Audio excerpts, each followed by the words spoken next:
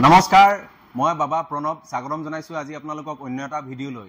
এই ভিডিঅ'টোৰ জৰিয়তে মৰিগাঁও এজন সফল ব্যৱসায়ী শ্ৰদ্ধাৰ ৰাজু দাস ডাঙৰীয়া আমাৰ সৈতে আছে।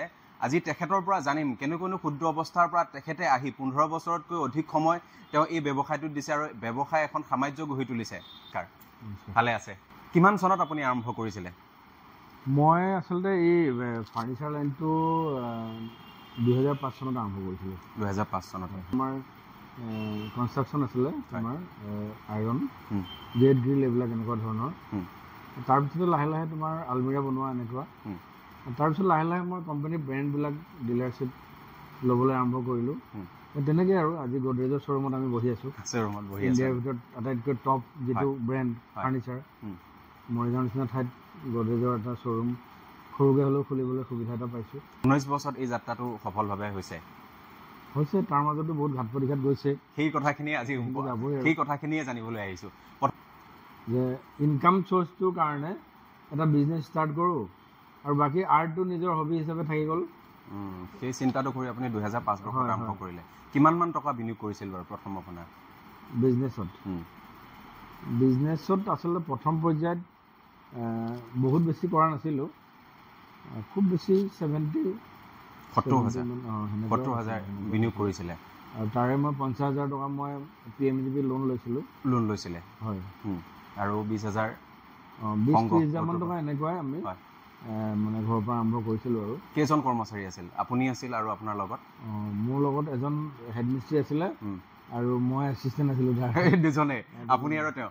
ইয়াৰ আগতো আপুনি কৈছে যে ৱেল্ডিঙৰ আপোনাৰ কোনো ধৰণৰ মানে জ্ঞান তেনেকুৱা? নাই। এই আটাইতকৈ ডাঙৰ কথা কি জানে, ইণ্ডাষ্ট্ৰীৰ ওপৰত মোৰ কোনো ধৰণৰ অভিজ্ঞতা নাছিলে। কিন্তু আৰম্ভ কৰি দিছিলে বুলি নহয়, বিজনেছৰ ওপৰত কোনো ধৰণৰ অভিজ্ঞতা নাছিলে। আৰু সেইকাৰণে মানে মই অলপ খেলি মেলিও হৈছে বাৰু আৰম্ভণিতে। আৰু সেইখিনি সময়ত মানে কি হয়, এটা জোচ আছিলে, কিবা এটা হ'ব লাগিব আৰু এষ্টাব্লিছটো হ'বই লাগিব। আৰু সেই বয়সটো অলপ বেলেগটো। সেই বয়সটোত মানে কৰিবলৈ মন গৈয়ে থাকে, এতিয়াও কৰিবলৈ মন গৈ আছে। কিন্তু সেইখিনি সময়ত অলপ বেলেগ আছিলে আৰু ভয় এটাও থাকে, কাৰণ কিবা এটা নকৰিলে ভৱিষ্যতটো কি হ'ব গতিকে সেই ভয়টোৱে। আৰু ঘৰৰ ডাঙৰ ল'ৰা আছিল আপুনি? হয়। আৰু সেই 70,000 দুজনৰ দ্বাৰা আপুনি আৰম্ভ কৰি দিছিলে? এতিয়া দুজন মানে এজন আছিলে, আপুনি এজন আৰু তেওঁ এজন, দুজন। মই আচলতে তেওঁক হেল্প কৰিছিলোঁ, হেল্পাৰ হিচাপে। আৰু তেওঁ যিবিলাক প্ৰডাক্ট মানে কৰিছিলে, সেই প্ৰডাক্টবোৰ মানে মই নিজে, মোৰ মাৰ্কেটিঙৰ কোনো ল'ৰা নাছিলে, মই নিজে ধৰা ওলাই গৈ পেলাই মই অৰ্ডাৰবিলাক লওঁ আৰু সেই অৰ্ডাৰ অনুপাতে মই বাছত মালবোৰ, আমাৰ প্ৰডাকশ্যনবোৰ ডেলিভাৰী কৰি দিওঁ।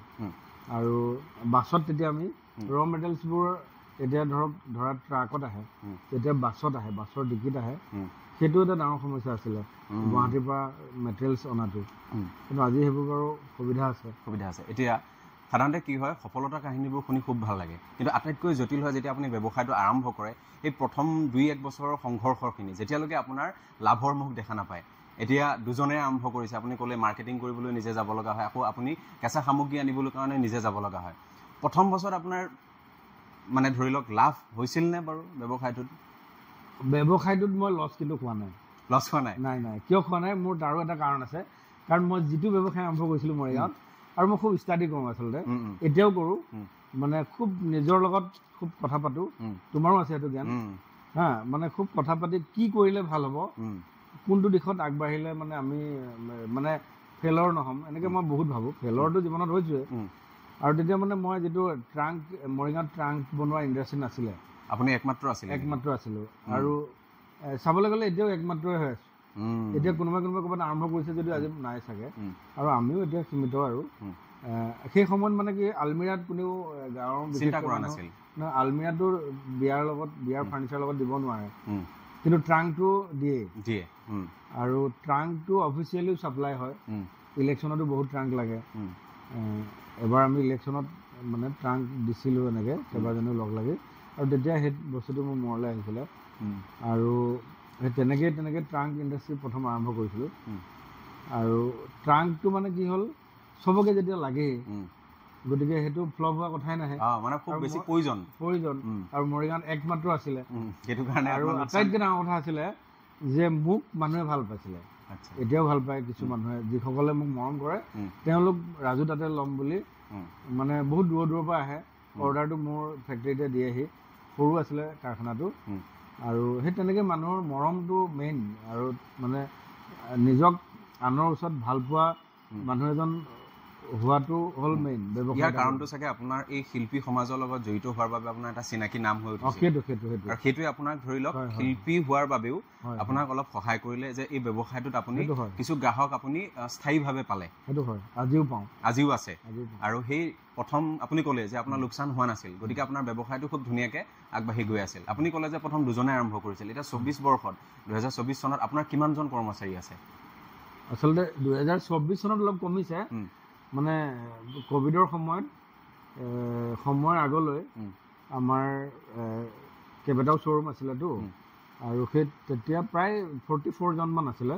44 জনমান আছিলে এতিয়া আমি দুটা শ্ব'ৰুম আমি এৰি দিবলৈ বাধ্য হ'লোঁ আৰু কাৰণ মানে অকণমান অসুবিধা হয় বিভিন্ন ঠাইত বিজনেছটো চলাবলৈ গতিকে কিছুমান কৰ্মচাৰী কিছুমানে নিজেও বাদ দিলে আৰু কিছুসকলক মানে আমিও পৰ্যায়ক্ৰমে চলাব নোৱাৰা হ'লোঁ মানে মেইন কাৰণটো কৰোণা আছিল নেকি বাৰু কৰোণাৰ সময়ত আৰু কৰোণাৰ পাছৰ পৰা ব্যৱসায় কৰোণাৰ পাছৰ পৰা অকণমান মানে ব্যৱসায় পেটাৰ্ণটো অকণমান সলনি হৈছে সলনি হ'ল আৰু সেইটো লাহে লাহে ভাল হ'ব এতিয়া লাহে লাহে ভাল হৈ আহিছে এই ব্যৱসায়ত আপোনাৰ প্ৰত্যাহ্বানসমূহ কেনেকুৱা আমাৰ মানে ইণ্ডাষ্ট্ৰিৰ পাৰ্টটোত নে ফাৰ্নিচাৰ দুইটা আপুনি যিহেতু দুইটাই কৰি আছে এতিয়া ইণ্ডাষ্ট্ৰিৰ বিশেষকৈ ক্ষুদ্ৰ উদ্যোগ দেই আমাৰ এইটো বহুত ডাঙৰ প্ৰজেক্ট নহয় আজিকালি গ্ৰিলৰ ইণ্ডাষ্ট্ৰি এটা বুলি ক'লে একেবাৰে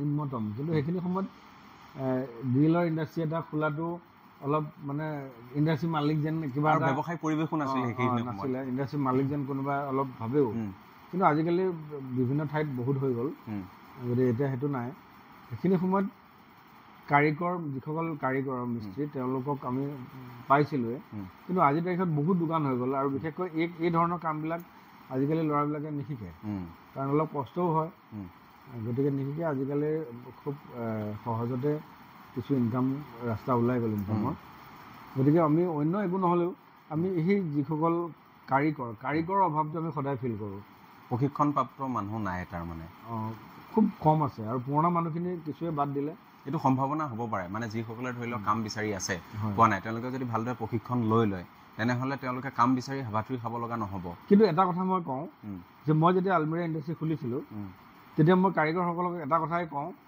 যে আমিতো এটা সময়ত চলি থাকিম কিন্তু তহঁত চলিব নোৱাৰিবি কিয় তহঁতে যিমান টেনশ্যন দিয় ইণ্ডাষ্ট্ৰি মালিকবিলাকক তেওঁলোকে এটা সময়ত এইটো বাদ দিবলৈ বাধ্য হ'ব আৰু তেতিয়া তহঁতে কিন্তু কাম বিচাৰি আকৌ হাবাথুৰি খাব লাগিব হয় মিস্ত্ৰী এই লাইনটোত কাম কৰিবি আৰু নহ'লে বাদ দি পেলাই বেলেগ লাইনলৈ যাব লাগিব আৰু নহ'লে বিদেশলৈ যাব লাগিব আৰু আজি একদম প্ৰেক্টিকেল মোৰ তাতে কাম কৰা বহুত ল'ৰা বাহিৰত আছে আৰু কিছুমানে বহুত দিনৰ পিছত ঘূৰি আহে ঘূৰি আহিলে আমি প্ৰয়োজন সাপেক্ষে তেওঁলোকক আকৌ ৰাখোঁ কিন্তু আজিৰ তাৰিখত আমাৰ এই ধৰণৰ ইণ্ডাষ্ট্ৰি বহুত কমি গ'ল এইকাৰণে কমিছে যে কাৰিকৰসকলৰ চলোৱাটো অলপ কঠিন আৰু তেওঁলোকে মানে এনেকুৱা হয় বহুত ক্ষতি কৰে আৰু বিশেষকৈ আমাৰ ফেষ্টিভেলো প্ৰফেশ্যনেল নহয় নেকি বাৰু এনেও আমাৰ ফেষ্টিভেলো ধেৰ নহয় আজিকালি আমাৰ এনেকুৱা হ'ল মানে অকণমান সৰু এটা অনুষ্ঠান হ'লেও তেওঁলোক 2 দিন নাহিব 3 দিন নাহিব আপোনাৰ ব্যৱসায়ত প্ৰভাৱ পৰে গতিকে বাহিৰত দেখিছোঁ নাই তেওঁলোকে খুব অনেষ্টলি কাম কৰে আমাৰ ইয়াত মানে অকণমান উৎসৱ প্ৰৱণতাটো বেছি সেইটো কামটো নকৰে মানে অকণমান কিবা এটা হ'লে আমিও উৎসৱত জড়িত হৈ থাকোঁ কিন্তু আমি নিজৰ কামটো কৰোঁ সমানে আৰু ফেষ্টিভেলটোতো সমানে জড়িত হৈ থাকোঁ তেনেকৈ কৰোঁ কিন্তু তেওঁলোকে মানে নহয় আচলতে কাইলৈ কাৰোবাৰ বিয়াৰ ফাৰ্নিচাৰ দিব আছে তেওঁ আৰামত ঘৰত শুই থাকিব ফোনটো ৰিচিভ নকৰিব আৰু আমি বিপদত পৰোঁ গতিকে এনেকুৱা ধৰণৰ প্ৰডাকশ্যন কৰিলে এইটো সদায় বিপদত পৰোঁ গতিকে আমি ৰেডিমেড বস্তুলৈ আমি মানে আগুৱাই যাবলৈ বাধ্য হ'লোঁ আৰু সেইমতে আমি বিভিন্ন কোম্পানী ডিলাৰশ্বিপবিলাক ল'লোঁ লৈ পেলাই আমি আৰম্ভ কৰিছোঁ আৰু এতিয়া চলি আছোঁ আৰু বৰ্তমান নাই ভালকৈ চলি আছে বাৰু এতিয়া কোম্পানী যিখিনি প্ৰডাক্ট আনে তেওঁলোকে মাৰ্কেটিং বাৰু কৰি থাকে কাৰণ ডাঙৰ কোম্পানী আপোনাৰ যিখিনি আপুনি প্ৰডাক্ট কৰে সেই বস্তুখিনিত আপুনি ব্যক্তিগতভাৱে মাৰ্কেটিঙত কেনেকুৱা পৰিকল্পনা কৰে সেইটো আচলতে আমাৰ মাৰ্কেটিং বুলি তেনেকুৱা বিশেষ নাথাকে চিনাকিৰ ভিতৰতে তেনেকৈ চলি যায় আৰু যিহেতুকে আমাৰ ব্ৰেণ্ডেড শ্ব'ৰুম আছে বা ব্ৰেণ্ডেড বহুত ফাৰ্ণিচাৰ আছে, গতিকে ব্ৰেণ্ড আমাৰ জিলাখনত যিমান ধৰক ব্ৰেণ্ড কিনা কাষ্টমাৰ আছে, গ্ৰাহক আছে, তেখেতসকলে জানেই। আৰু আহিলে ধৰা ব্ৰেণ্ড বস্তুটো যদি বিচাৰি আহে, সেইখিনি সময়ত আমাৰ প্ৰডাকশ্যনটোও দেখা পায়। গতিকে যাৰ যেনেকুৱা ধৰণৰ বস্তু প্ৰয়োজন তেনেকুৱা বস্তু লৈ যাবলৈ সুবিধাটো পাই যায়। কিন্তু এনেকুৱা নহয় যে আমাৰ প্ৰডাকশ্যনটো এক্সট্ৰাকৈ আমি এড কৰিব লগা নহয়। এতিয়া ধৰি লওক আপুনি মৰিগাঁৱতে ব্যৱসায়টো আৰম্ভ কৰি আছে, আপোনাৰ এই যিমানখিনি প্ৰডাক্ট আছে অকল মৰিগাঁও মানুহে লৈ যায় নে তাৰ বাদেও বেলেগ ক'ৰবাৰ পৰাও আহে? নাই, বিভিন্ন ঠাইৰ পৰা আহে। আমাৰ আপ টু সোণাপুৰলৈকে মই গ্ৰাহক আছে। আৰু ইফালে আছে, আমি নঙা চঙা চবতে দিওঁ, মৰিগাঁও জিলাখনৰ সকলোতে দিছোঁ।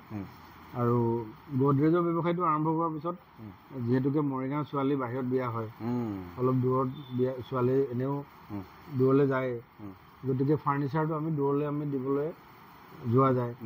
আৰু তেনেকৈ আজিকালিতো ফেচবুক বা অনলাইন বা এনেকুৱা ধৰণৰ ইণ্টাৰনেটৰ সুবিধা আছে, গতিকে বহুতে গুগল চাৰ্চ কৰি আমাৰ নাম্বাৰটো পাই যায়। গতিকে তেনেকৈও আমি বাহিৰত দিছোঁ আৰু বাহিৰৰ কাষ্টমাৰো পাওঁ আমি, তেনেকৈ চলি আছোঁ। ইন্দ্ৰলক্ষ্মী নামটো খুব ভাল লাগে আপোনাৰ উদ্যোগটোৰ, ইয়াৰ কিবা কাহিনী আছে নেকি? আচলতে ইন্দ্ৰ আৰু লক্ষী কোনোদিন মিলা নাছিলে, মানে সেইকাৰণে এইটো অলপ বহুতে সোধে ইন্দ্ৰ লক্ষী কেনেকৈ লগ লাগিলে। আচলতে কি হ'ল, মোৰ নামটো ৰাজু দাস, ৰাজু বুলি চবেই জানে। আৰু মোৰ নামটোতে মই ইণ্ডাষ্ট্ৰিটো নামটো দিব বিচৰা নাছিলোঁ। ঘৰতো আলোচনা কৰিলোঁ চবৰ লগতে, আৰু ভাইটিৰ লগত বা মোৰ মিছেছৰ লগত তেনেকৈ আলোচনা কৰি যে কি কৰিম আমি, কি নাম দিম ৰেজিষ্ট্ৰেশ্যনৰ সময়ত। তেতিয়া ভাবিলোঁ মাৰ নামটো লক্ষী আৰু দেউতাৰ নামটো ইন্দ্ৰ, দুইটা টাচ কৰি দিওঁতে ইন্দ্ৰ লক্ষী হ'ল। তেনেকৈ আমি এইটোৱে ভাল হ'ব, চবেই এইটোৱে ভাল হ'ব, আৰু তাৰপিছত সেইটোৱে তেনেকৈ হৈ গ'ল আৰু চলি আছে। এতিয়া উপাৰ্জনো কৰি আছে, বিনিয়োগ সঞ্চয় এইটোতো খুব বেছি প্ৰয়োজন। আপোনাৰ উপাৰ্জনৰ অংশটো ধৰি লওক কৰ্মচাৰীসকলক দৰমহা অন্যান্য গোটেইখিনি দিছেই, কাৰণ আপুনি কৈছে যে কৰোণাৰ আগলৈকে 40 জনমান আছিল, 44 জন আছিল।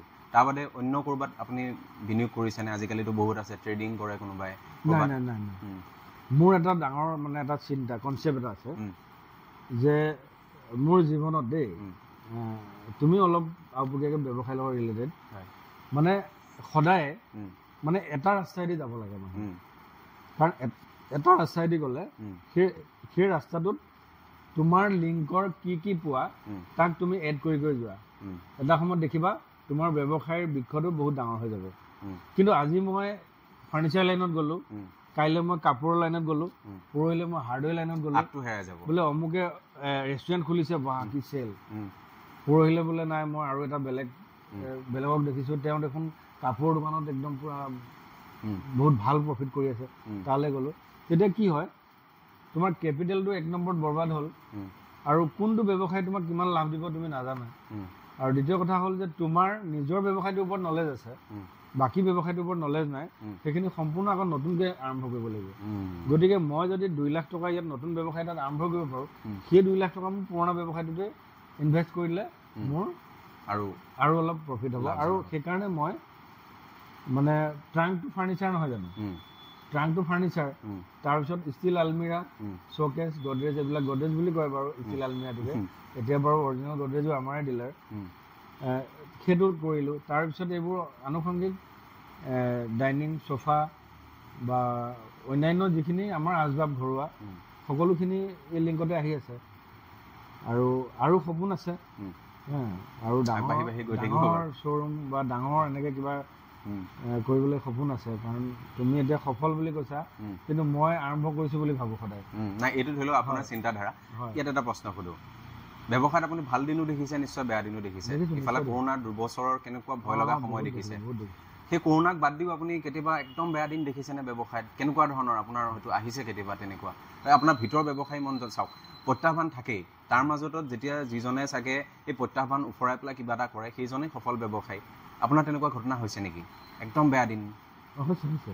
মোৰ যেতিয়া য'ত মোৰ ফেক্টৰীটো আছে আৰু সেই মাটিখিনি গৃহস্থই যেতিয়া বেচিবলৈ ওলাইছিল, আৰু তেতিয়া কি হ'ল, 2 এজন অলপ ধৰক